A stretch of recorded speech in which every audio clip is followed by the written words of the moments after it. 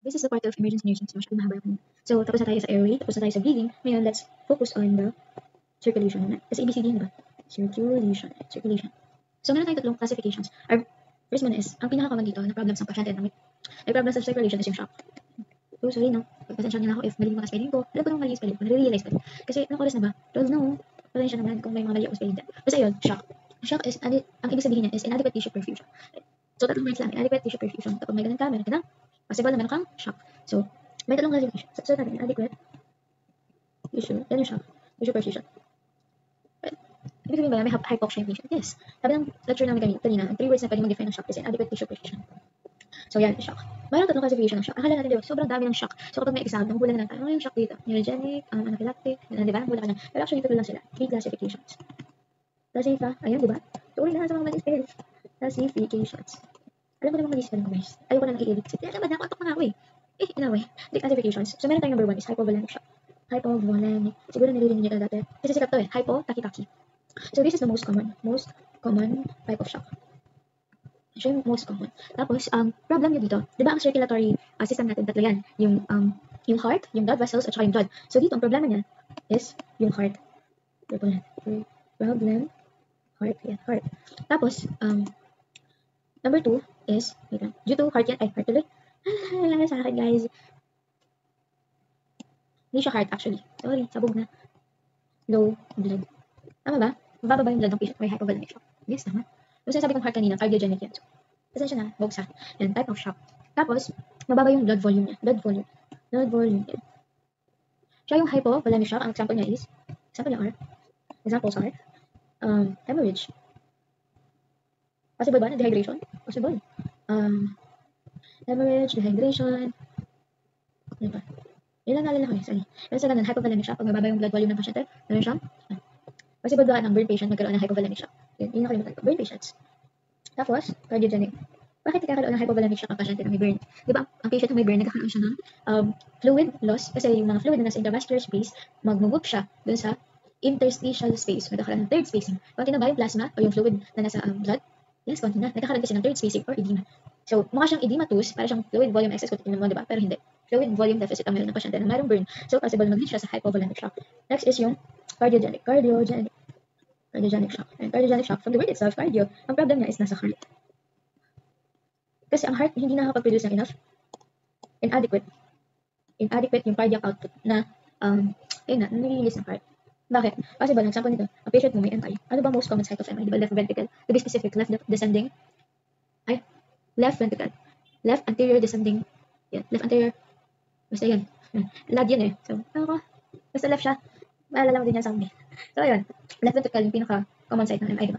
Kasi siya nalabog na ako. Anong oras na gusto kong matulog. Ayan, MI. Next is pwede rin magkaroon siya ng congestive heart failure, diba? Masyado nang malangin yung tubig sa katawan ng pasyente. Nahihirapan na mag-pump yung blood. Hihina ba siya? Yes. Kasi ba na may straight nga yung pasyente. Straight. Yan. Yung mga possible cause. Ano yung pangatlo? Natawa kayo pangatlo lang. Diba? Parang adam niya. Mamaya. Ang pangatlo is yung distributive shock. Tama ba? Tama. Distributive shock. So, meron kasi yung tatlo. Siya si Sun. Darating. Uy, kumanta si Bading. S as in septic shock. A as in anaphylactic. Anaphylactic shock. S in neurogenic shock. Tinatawag din daw itong spinal shock. Septic shock, anaphylactic shock, neurogenic shock. Kapag sinabi natin septic shock, ibig sabihin, ang cause nito is infection. Magbibigay ba tayo ng IV sa ganitong patient? IV meds. Dito sa patient natin are antibacterial. Actually, bacterial siya eh. Hindi siya viral. This is a bacterial infection. Yan. Tapos, anaphylactic shock. Anaphylactic shock kasi nagkaroon ng allergic reactions. Bakit? Ano naman kung may allergic reactions? Kapag nagkaroon ng allergic reaction ng pasyente, ano ma-release? Histamine and bradykinin. Are they potent vasodilators? Yes. These are potent vasodilators. Kapag ba, ang lumen, to yung blood vessel, di ba? Kapag nagdadilate yan, makapunta ba yan sa mga vital organs? Necessarily, hindi. Kasi masyado siyang dilated. Nagkakaroon kasi sila massive vasodilation.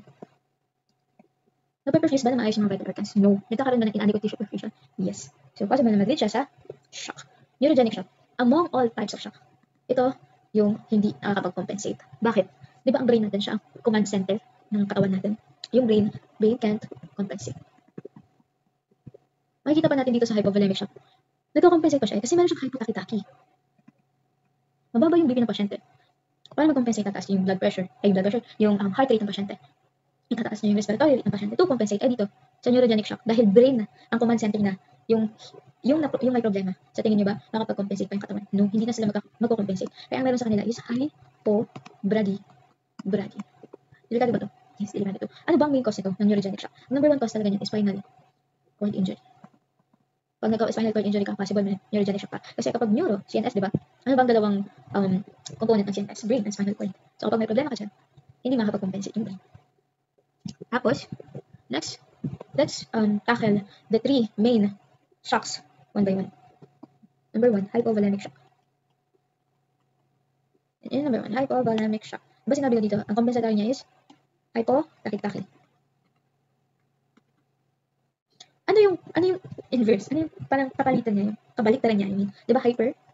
Side note lang, hyperbrady. Side note lang to, hyperbrady. Saan ito nakita? Sa Cushing's triad. Na meron ang pasyenteng may increased ICP. Hypo-tachycardia. Narrow ang pulse pressure niya. Ito, wide. So, magkaiba sila. Ang neurogenic shock, ang hypovolemic shock, hypotachycardia. Ang Cushing's triad, kabaliktaran, hyperbrady. Ang neurogenic shock, hypotachycardia. Walang nag-compensate. Next, ano ba yung mga assessment natin sa patient natin? Assessment. Diba ang unang-una na naapektuhan kapag mababa ang oxygen, mababa ang tissue perfusion, ang brain. So, magkakaroon ng alok, confusion. Magkakaroon ng decrease blood pressure. Ang increase RR and R. Magkakaroon ng delayed capillary refill. Ano bang normal na capillary refill? Normal. Diba ang normal? Less than 2 seconds. Next is decrease urine output. Ano bang, nagko-compensate ba ang kidney natin kapag meron tayong hypotachycardia? Yes, nagko-compensate sila. Aside from the fact na hindi sila nagpa-perfuse na maayos kaya mababa ang urine, ang isa sa mga reason kung bakit mababa ang urine din is dahil kino-conserve ng katawan yung fluid na natitira pa sa kanya. Kasi mababa na nga ang fluid ng pasyente. Papaihiin ka ba? Papakawalan ka ba ng katawan? No. Ano ba ang normal urine output? 30 to 60 ml per hour. Pero, same ba yan? Accurate ba yan talaga? No, hindi siya accurate kasi may mga adults. Same ba sila ng urine output sa mga baby? Sa mga neonates? Hindi, di ba? So, ang technique notes dyan, para malaman mo kung ano yung urine output ng pasyente mo. Kunyari, 50 kilograms ang pasyente. Kailangan mo muna malaman yung weight niya as a kilogram. Kung 50 kilograms ang pasyente mo, i-divide mo lang yan by 2. So, ang urine output ng patient ay 25 to 50 ml per hour. Yan ang accurate. Kunyari, for example, 100 kilograms ang pasyente mo. Masyado na siyang malaki na 80 na lang, 80 kilograms. Ang half niyan is 40, diba? 40 to 80 ml per hour. Ayan yung mas accurate na urine output. Pero sa mga exams, ito yung ginagamit nila, diba? Wala, sure ka. Next is yung management. Management natin sa patient na meron ng hypovolemic shock. So, management. Number 1 is to stop, kasi hemorrhage. Stop or control bleeding. Paano mo gagawin to? How will you stop and control the bleeding? So, number 1, ang gagawin mo muna, kailangan mo lang i-assess. Number 1, assess the site of bleeding. Pwede mo mong stop yung bleeding kung hindi mo alam kung nasaan yung bleeding. No, assess mo muna. Next is apply pressure. Tapos immobilize. Mobilize mo, tapos elevate. Tayo pagkakasunod-sunod. A, B, I, E. Tapos pangatlo is tourniquet. Ang tourniquet ba, talagang ginagawa siya. Talagang ba necessary siya? As much as possible, hindi talaga siya dapat ginagawa kasi it can impede the circulation in that area. Pag i-impede yan, possible mamatay yung mga cells na nandun. It could lead to necrosis. And kapag nag-necrotize, yung parte na yun, it could lead to amputation. So ito is a last resort. Kasi it may lead to amputation. Kapag wala ka na talagang choice, to tourniquet mo na. Pero again, ito muna yung i-prioritize mo. Pressure, mobilize, elevate. Next, anong pangalawa mong gagawin? Number 2. Rapid IV resuscitation. Rapid IV resuscitation. Tama ba? Rapid IV resuscitation? Yes, tama to. Yung BT, yung blood transfusion, kunyari, nagkaroon ng hemorrhage ang pasyente. Anong mas unahin mo? Or ano yung mas immediate action na pwede mong gawin sa ER? BT or IV? IV resuscitation. IV fluid. IV fluid to. Siyempre, ang unahin natin is yung IV fluid. Bakit? Yung BT ba, matagal ba yun? Kailangan pa ba yun ng cross-matching? Yes, kailangan pa yun, matagal yan. Kailangan na natin rapid. So, IV fluid resuscitation ang dapat natin gawin. Dito, ang doctor possible daw na mag-order siya ng 2 large bore gauge. Yan. Kasi, ang pasyente natin, diba, sobrang baba na ng fluid niya sa katawan, nakakaya siya ng hypovolemia. Ang gagawin, tutusok ang nurse sa dalawang side ng pasyente, sa dalawang extremities niya para mag-insert ng IV. Sabay sila. Para mas mabilis. Anong gauge ang ginagamit? Anong gauge? Gauge 18. Gauge 18. So, ginagamit ang gauge 18 kapag BT, blood transfusion, or ang patient ay dadalhin sa OR. Kasi kapag nasa OR ang pasyente, marami bang fluid, marami bang blood ang mawawala? Yes. So yan, gauge 18. The lesser the number of the gauge, the wider yung bukas. So, ano ba yan? Ano mangyayari sa akin? Gauge 18. Ano yung next? Anong kulay ng gauge 18? Pink. Ay, pink? Green. Green. Green, 18, green, 18, green. Anong sunod ng 18? 20. 20, 22, 24, 26. Anong kulay ng 20? Green, pink. Pink, blue, yellow, purple. So, sabihin natin, wala, recap lang kung ano yung mga nalala nyo. Kung saan sila ginagamit. Yung pink, saan siya ginagamit? Sa hospital, ginagamit natin siya sa mga adult patients, diba? Pag naka-IV tayo. Pero specifically sa OB, yung 22, yung blue, ginagamit siya sa mga patient adult. Yung 24 sa pedia. Yung 26, neonates. Good pa, goods. Goods. So, anong ginagamit? Gauge 18. Ano yung fluid of choice? Fluid of choice. For example, binigay sa'yo ng BUN. Alam nila matalino ka kasi alam mo, ang fluid of choice, isotonic, diba? Isotonic fluid. Kaya nang binigay sa'yo, tatlong isotonic. Ano ba isotonic? Tatlo sila, diba? D5 water, PLRS, then NSS. Yan, tatlo sila. Itatingin mo, ano yung fluid of choice natin? Anong una natin i-cross out ito? D5 water. Bakit? Kapag nasa bottle yan ay isotonic. Isotonic.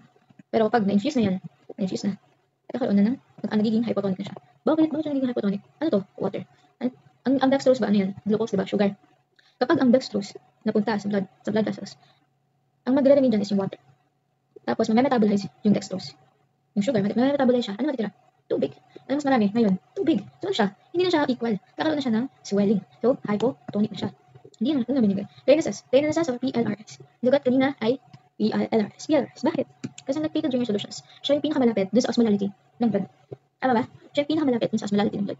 Ang plain na siya. Ano siya? Talagang fluid na siya. Ito, sabihin siya mga electrolytes. Siya yung pinakamalapit sa concentration ng blood. So, ang fluid of choice natin is PLRS. Pero, ang patient mo, nagba-blood transfusion. Ano bibigyan mo? PLRS? Hindi. Plain NSS. Plain NSS ang pinaka and only compatible sa blood transfusion. Ang PLRS, ibibigay siya din sa mga patient na may burns. Ayun. Na-share ko na. Next. Rapid rehabilitation. Ano yung pangatlo? Prevent shock. Prevent shock. Bakit? Ano natin mag-shock yan. Ang shock, makakonsider mo na shock na kapag ang blood loss ay, greater than 1 liter or 1,000 ml. Kapag 500 ml ang blood loss, 500 ml. Ano yan? Hemorrhage. Pero kapag 1 liter and more, blood loss, yan, shock na yan. Ayun. Let's move forward to the next topic. Next topic natin is yung for disability. Tapos na tayo sa C, diba? Kanina, airway, breathing, ito circulation, A, B, C, D na. Disability na tayo. So, ang disability ng pasyente mo, to prevent disability, we have to monitor, dalawa, yung two neurological assessments na ginagamit natin. Ang pinaka-common is yung GCS. So, D, AVPO. AVPO as in, alert, verbal, pain, and unresponsive. Unresponsive ang pasyente. Kapag unresponsive ang pasyente, document. Ano ba yung mga ginagawa nating pain simulation sa patient natin kapag unresponsive sila? Kapag central, dalawa. Alam niyo ba ito? Tatanong ko kasi sasagot kayo, no? Walang dito. Trapezius squeeze. Then yung pangalawa is yung supraorbital pressure. Ano ba? So yung dito sa may mata, malapit sa may kilay. Taas ng kilay. Tapos yung peripheral, yung nail bed pressure. So yung magkukuha ka ng pen. So ito yung nail ng pasyente. Tapos ito yung pen. Yan yung pen. Tapos, yan. Pipress ka doon sa pen para magkaroon ng pressure doon sa nail pen. So yung mga stimulation. Pwede natin gawin. Next is yung number 5, exposure. Diba? A, B, C, D, E as in exposure. So ang pasyente natin, kailangan natin silang i-undress. Para makita natin yung mga sugat ng pasyente, kung nasan yung size of bleeding. Diba? Undress patient gently and quickly. Paano mo siya i-undress? Alis mo yung botones niya and button mo? No, hindi ganun. Ikakat mo siya using scissors. Ikakat mo yung gitna ng damit ng pasyente. Kahit Louis Vuitton pa yan. Kasi yun ang pinaka-quick and hindi siya ganun ka-bastos na. Dahil nakapag ang patient mo for surgery. Next, ano naman yung ating mga secondary surveillance. Secondary surveillance. Tapos na tayo sa ABCDE. Yun yung primary survey natin. Diba? Next is yung complete health history. Complete health history. Secondary na yan. Kapag ang patient mo stable na kasi yung purpose ng ER, kailangan i-stabilize mo na pasyente. Kapag tama na, na-stabilize na lahat, okay na yung primary survey, saka ka mag-secondary survey. Complete history, dito na yung diagnostics, and lab monitoring devices. For example, urinary cath. urinary cath, ECG, arterial line. Ayan. So, yun lang tatanungin ko. Basta yung mga interventions na medyo matagal, time-consuming, secondary surgery na yun. Other interventions. Next is yung, let's talk about emergency. Emergencies, different types. Diba? Iba naman yung presenting emergency sa ER. Emergency. Tama ba? Different emergencies? Yes, tama. Number 1, cardiac. Common ba to? Yes. Makakita ng pasyente mo, nag-lilivine sign sa emergency room, sa emergency department. Diba? Yun ang universal distress signal, ang levine sign ng MI.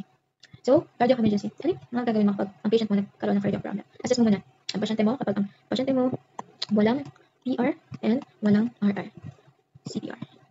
Tama ba? CPR? Tama. Hindi mo pwedeng CPR ang pasyente na meron siyang PR, na wala siyang, na meron siyang PR. Pag wala, hindi mo pwede. Paano naman kung ang pasyente mo meron siyang PR, pero wala siyang RR? Anong ginagawa? Defib. Hindi ka pwedeng mag-defib kapag ang pasyente mo walang PR. Bakit? Kasi yung defib, it is a correction of irregular rhythms. I-correct na lang yung irregular rhythms.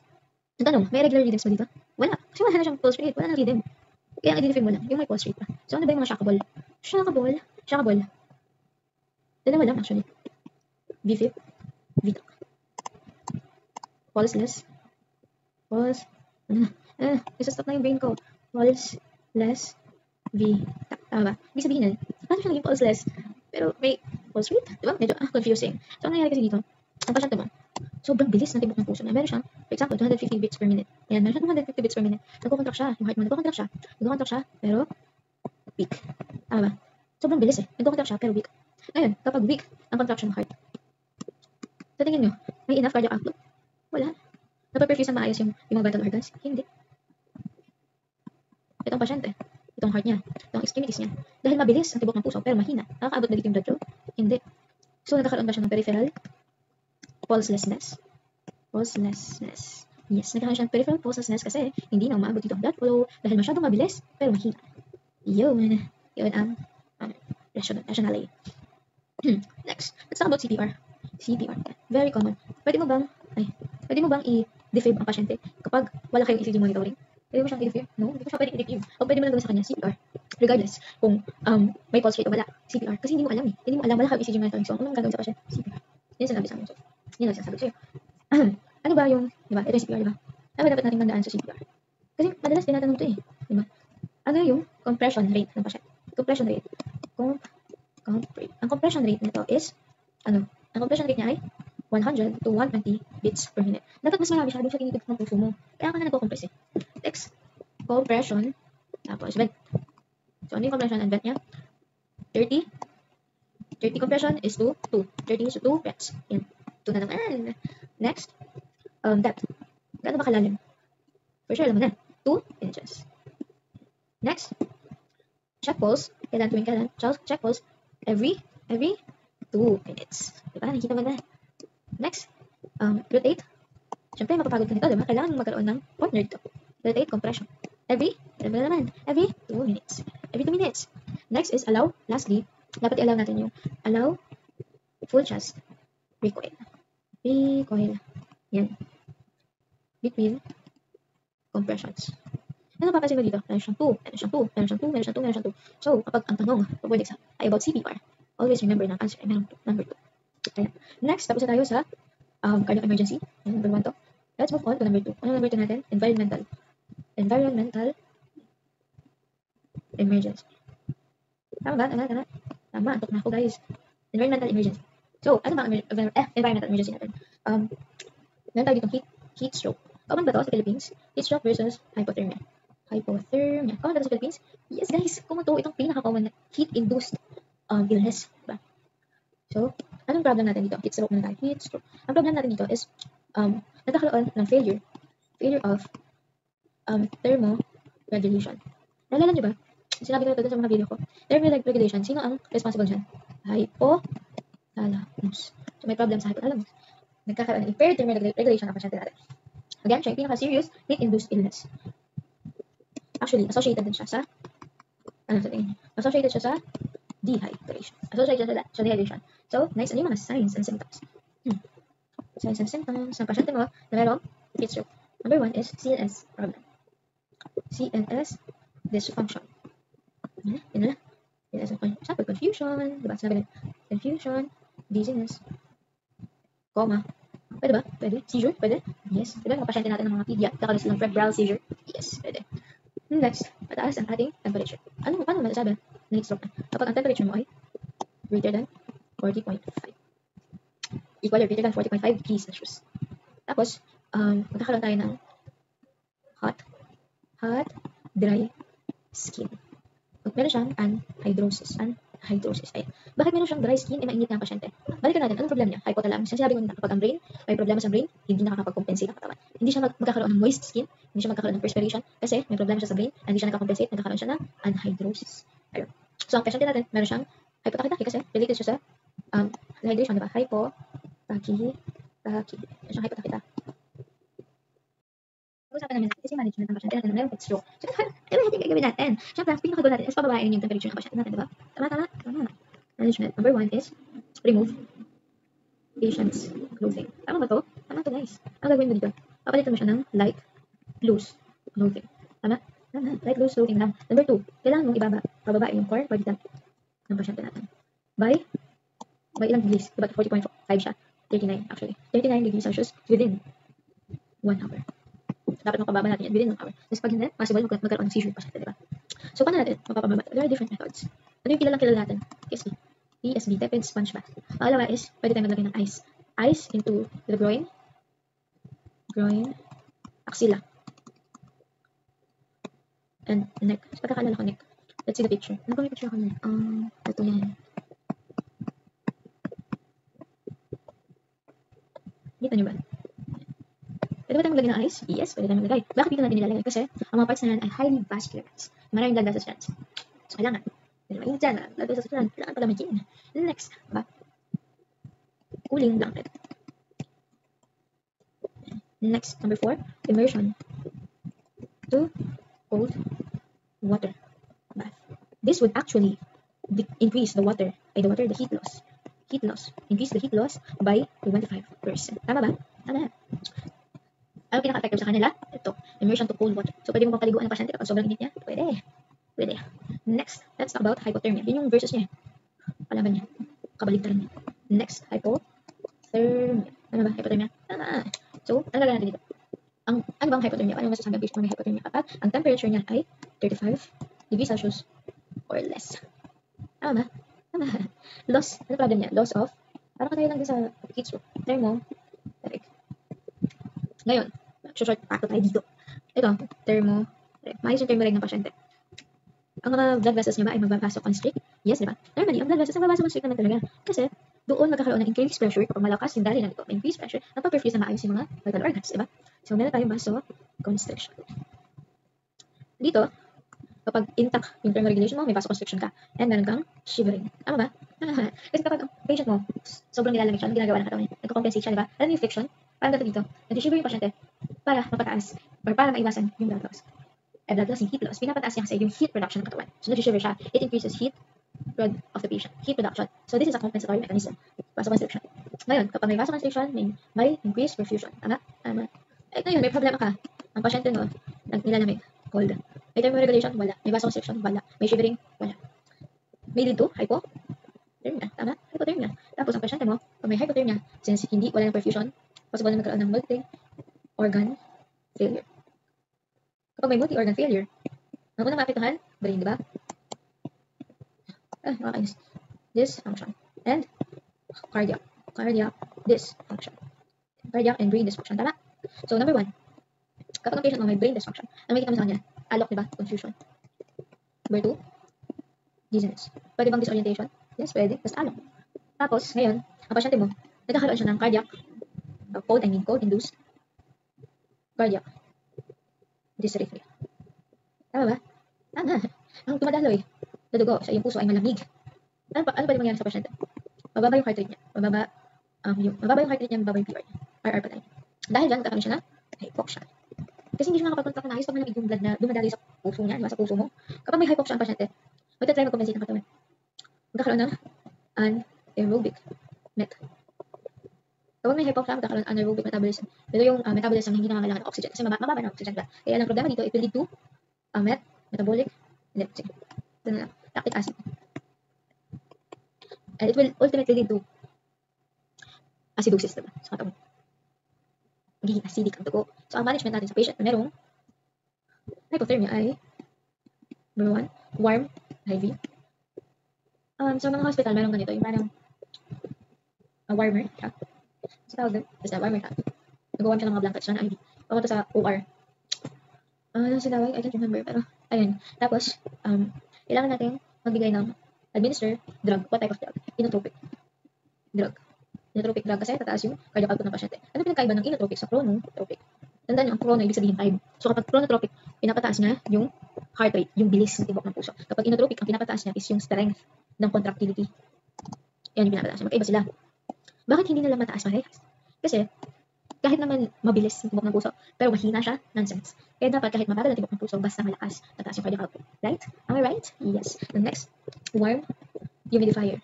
Alam niyo yung humidifier dun sa oxygen? Ba't nilalagyan natin ng humidifier yung oxygen para hindi mag-dry yung nares or nose or yung nose natin?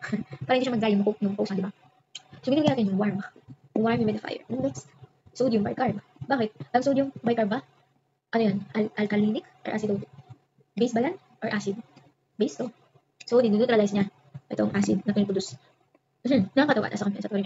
Next, kailangan natin i-monitor ang ECG ng pasyente. Bakit? Meron ba siyang dysrhythmia? Meron ba siyang cold-induced dysrhythmia? Yes.